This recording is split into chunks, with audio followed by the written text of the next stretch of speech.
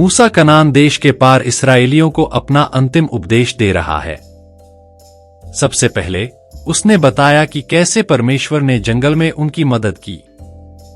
जब वह जंगल में समय के बारे में बात कर रहा था, मूसा ने सबसे पहले अपने पिछले जीवन के बारे में सोचा। जन्म के 3 महीने बाद मूसा को नील नदी में फेंक दिया गया था। यह सिर्फ एक शिशु था जो खुद से जीवित नहीं रह सकता था। हालांकि मिस्र की राजकुमारी ने बच्चे को बचाया और उसे उठाया, उसे एक राजकुमार को प्राप्त शिक्षा सिखाई। एक वयस्क के रूप में मूसा ने इसराइलियों के लिए मिस्र के एक व्यक्ति के खिलाफ लड़ाई लड़ी, लेकिन अंत में उसे मार डाला। मूसा भय से भरकर भाग गया, एक ऐसी जगह जहां मिस्र का कोई भी सैनिक उसे खोजने में सक्षम नहीं लगता है, जो कि एक जंगल है। बाइबल में जब इसराइलियों ने मिस्र छोड़ दिया और कनान देश की ओर बढ़े, तो इसे दूध और शहद से बहने वाली भूमि के रूप में वर्णित किया गया था। हालांकि वास्तव में कनान की भूमि के केवल सीमित क्षेत्र ही समृद्ध थे और अधिकांश क्षेत्र उपजाऊ नहीं थे। इसराइलियों का जीवन, जिन्हें इस तरह की जगह में रहना पड़ता था, भेड़ें चराना और खेती करना, बहुत कठिन रहा होगा।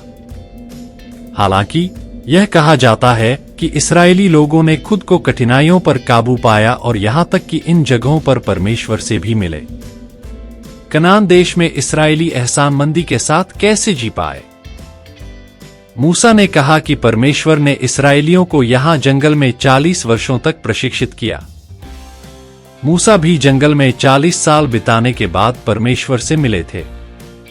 उस समय मूसा ने परमेश्वर से यह बात कही, परमेश्वर, मुझे नहीं पता कि अच्छी तरह से कैसे बोलना है। मूसा ने जंगल में रहते हुए खुद को पूरी तरह से खाली कर दिया। मिस्र में एक राजकुमार के रूप में उसने जो कुछ सीखा था, उसमें वे वचन भी शामिल थे जिन्हें करने के लिए उसने खुद को प्रशिक्षित किया था। वो सब जंगल में गायब हो गए। मूसा ने सोचा कि वह एक ऐसा व्यक्ति था जो कुछ नहीं कर सकता था, लेकिन परमेश्वर ने मूसा को बुलाया और उसे एक नया जीवन दिया। मूसा मिस्र लौट आया और इस्राएलियों को, जो दास के रूप में रह रहे थे, बाहर ले गया और फिर वह फिर से जंगल में चला गया।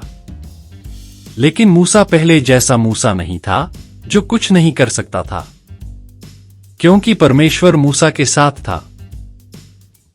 व्यवस्था विवरण अध्याय 8 में मूसा इस्राएलियों को एक साथ बुलाता है और जंगल में बिताए पिछले 40 वर्षों के दौरान परमेश्वर उनके साथ होने के बारे में बात करता है। ऐसा कहा जाता है कि जंगल में बिताया गया समय वास्तव में कठिन और मुश्किल था, लेकिन यह उन लोगों के लिए अधिक अनुग्रह का समय था जिन्होंने परमेश्वर के वचन को याद किया। परमेश्वर की सहायता से, मन्ना के माध्यम से, वे कभी भूखे नहीं रहे, उनके कपड़े कभी नहीं फटे और उनके पैर कभी नहीं फूले। सभी ध्यान दे, शायद जंगल जैसा समय आज भी कई लोगों के लिए जारी है, लेकिन मुझे आशा है कि हम याद रखेंगे कि परमेश्वर जो मूसा के साथ थे, हमारे साथ भी है। और परमेश्वर की सहायता से जब हम जंगल को पार करते हैं, तब भी हम अपने बाद के कनान जैसे जीवन में धन्यवाद के अधिक कारणों की खोज करने में सक्षम होंगे। जब मूसा ने प्रार्थना की, तो भूमि से जल और आकाश से भोजन बरसा। प्रतिदिन मन्ना इस्राएलियों को खिलाता था। मूसा को एहसास हुआ, वह मरुभूमि है जिसमें कुछ भी नहीं है, परंतु यदि परमेश्वर हमारे साथ है, तो वह मिस्र के उदार देश या कनान देश के समान हो जाता है, जिस पर दूध और मधु की धाराएं बहती हैं। इस तरह मूसा ने जंगल में इस्राएलियों के साथ एक दूसरे से प्रेम करते हुए पवित्र जीवन जीना सीखा, जहां किसी के लिए भी जीना वास्तव में कठिन था।